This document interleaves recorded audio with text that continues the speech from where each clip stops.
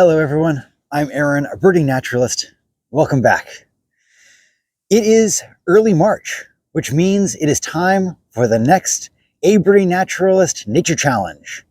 This month, let's learn some bird calls and songs.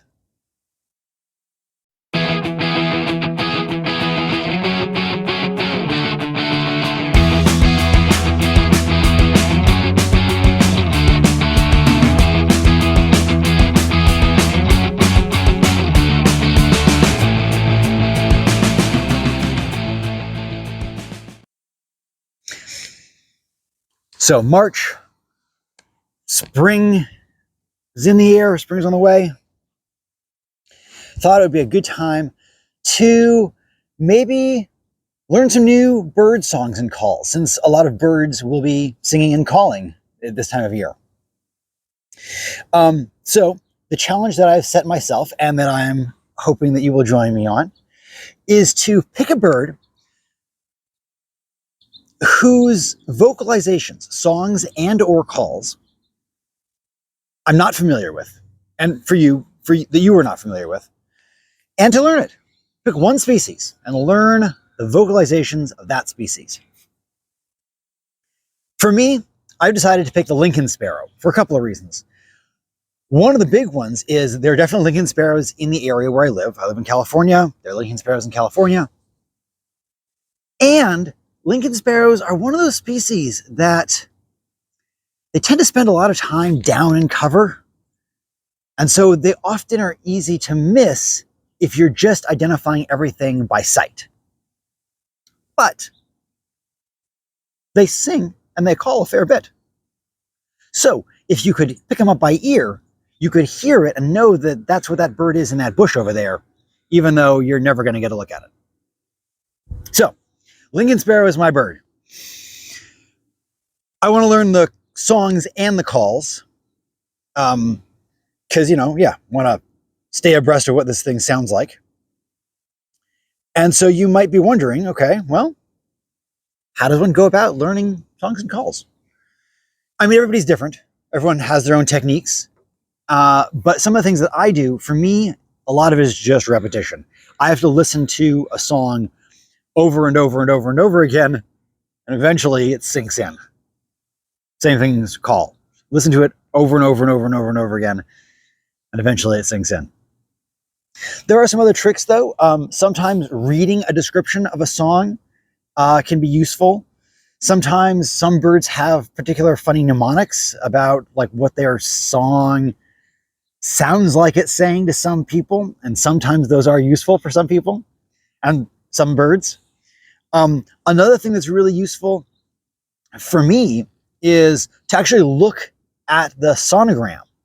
So a sonogram is basically a visual representation of what a sound is. So it's usually sort of on a recording is displayed almost on like a sheet of paper, where if you go up and down on one side, that's the frequency. So low is down there and high is up there. And then time is on the other axis. So you could basically look at how a bird's sound would sound like in a visual way, if you get that. It's useful for me, though, because sometimes when I'm looking at a sonograph, it helps me identify particular features of the call. So, for example, here is the move over here. Here is the sonograph of a Lincoln sparrow song. And you can see at the beginning, it's got sort of these three phrases, and then 3 or 4 phrases, and then another 3 notes, and then 1 at the end. So knowing that structure is 3 or 4, 3 and 1, that helps me remember what it's going to sound like and recognize it when I do hear it in the world.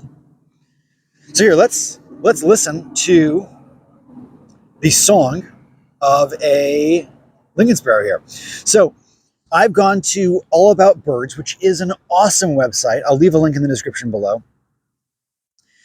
And the great thing about All About Birds, which is run by the Cornell Lab of Ornithology, they have collections of songs of different birds, and often from different parts of the country, so you can kind of get a sense of what the birds around you might sound like, which is really cool.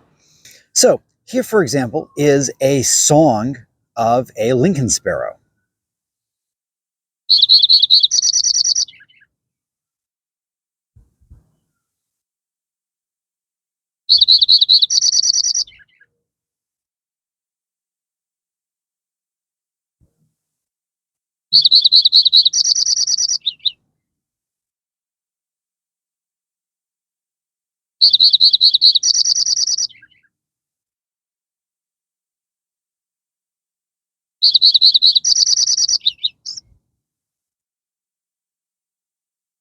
So interesting. Already we can see we've learned something. Those first three phrases at the beginning, it's not always three, sometimes it's four, and I think even some of those were five. But still, a few da-da-da at the beginnings, da-da-da-da, some number, and then sort of a higher part, da-da-da-da-da, faster, higher and faster, and then dropping off at the end. I will like to go through and listen to a bunch of the different recordings, which is one of the reasons why I like All About Birds, one site, and gives you tons of different options. So go through, listen to a lot of them, and to get a sense of how much variation is there. What is just normal variation, and what is definitely Lincoln sparrow sounding. So I'll spend a fair bit of time with these. Listening, over and over again with the different recordings so that my ear can kind of start to learn, okay, this is sort of iconically normal Lincoln sparrow sound. That was for the song. Here are some calls. Let's see, let's try these.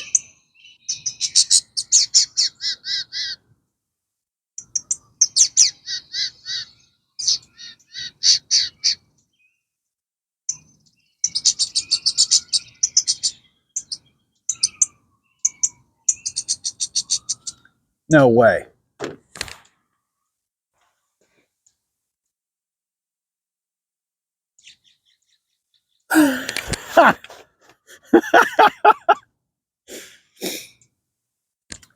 You remember how I said that there are often Lincoln sparrows around and you wouldn't know unless you specifically heard one?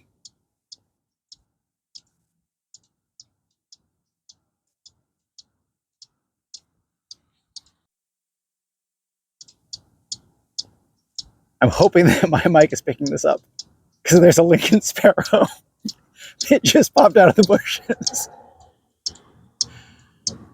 It heard the songs and the calls from the phone here and is now up on a branch going, hey, who's around here? Who's intruding on my territory?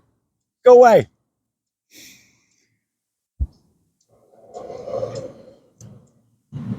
All right, so I'm really glad that I played these recordings and I'm starting to learn Lincoln sparrow because there are Lincoln sparrows all over the place. I'm here in a suburban park and there's a Lincoln sparrow right there. And I will guarantee you that I would bet as much money as you want to wager that if people did bird counts in this park, they would often overlook Lincoln sparrow. I would, because they are not often seen. They are much more often heard, but a lot of people don't really pick out the song or call.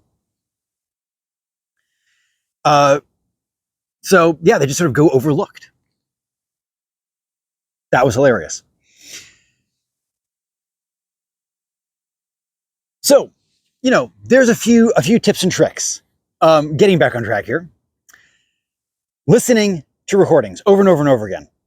Great, very useful. Looking at sonograms, very useful, at least for me. And I would encourage you to give it a try.